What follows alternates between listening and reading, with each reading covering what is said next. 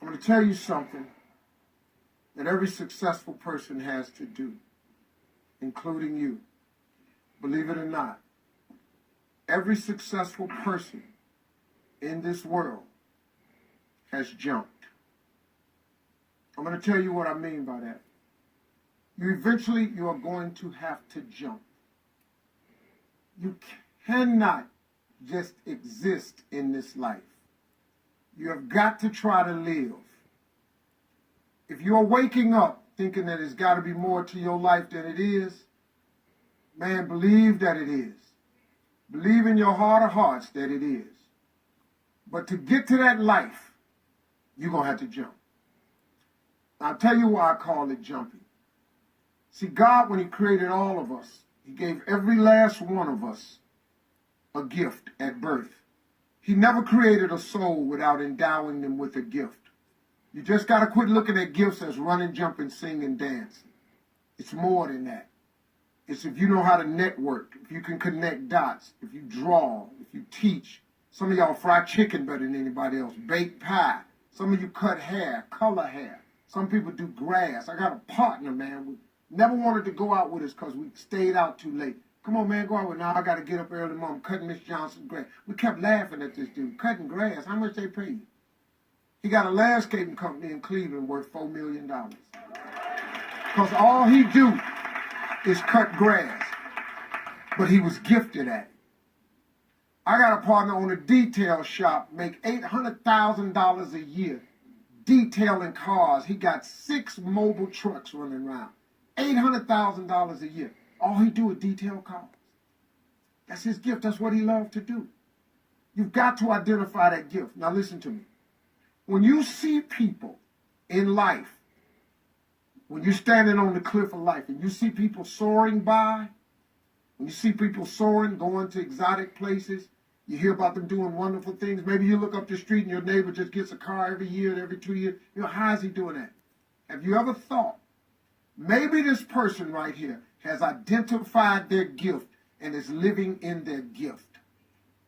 Because your Bible says, your Bible says your gift will make room for you. Your gift, not your education. You go get an education, that's nice. But if you don't use your gift, that education only going to take you so far, man. I know a lot of people got degrees, man. They ain't even using them. It's your gift. But the only way for you to soar is you got to jump. You got to take that gift that's packed away on your back. You got to jump off that cliff and pull that cord. That gift opens up and provides the soul. If you don't ever use it, you're going to just go to work. And if you're getting up going to work on a job every day that you hate going to, that ain't living, man. You just existed. At one point in time, you ought to see what living's like. But the only way to see what living like, you got to jump. And here's the problem. I'm going to just be real with you. When you first jump, let me tell you something. Your parachute will not open right away. I'm sorry. I wish I could tell you it did, but it don't. When you jump, it's not going to open right away. You're going to hit them rocks. You're going to get some skin tore off on them cliffs. You're going to get all your clothes tore off. You're going to get some cuts on you. You're going to be bleeding pretty bad. But eventually, the parachute has to open. That is a promise of God. That ain't a theory. That's a promise. His promises is true. Because listen to me. You cannot name one single thing God has not gotten you through. Name it. And if he ain't got you through it, he currently pulling you through it right now. And the living proof of it is you sitting in here. If he hadn't got you through it, you wouldn't even be here. So if he ain't never not got you through it, why would he not let your parachute open? It has to open, man. But you got to jump, though. Now, here's another thing. You can play it safe and deal without the cuts and the tears. And you can stand on that cliff of life forever safe. But if you don't jump, I got another promise I can make you. Your parachute will never open. You'll never know. You'll never know what God really has for you. See, your God has a wonderful life for you. Once again, I'm going to refer to your Bible. Now, you go down there, you memorize these scriptures, you don't apply them to yourself. Your Bible says that he comes to give you life and give you life more abundantly. If I were you, I would jump. Because that's the only way to get to that abundant life.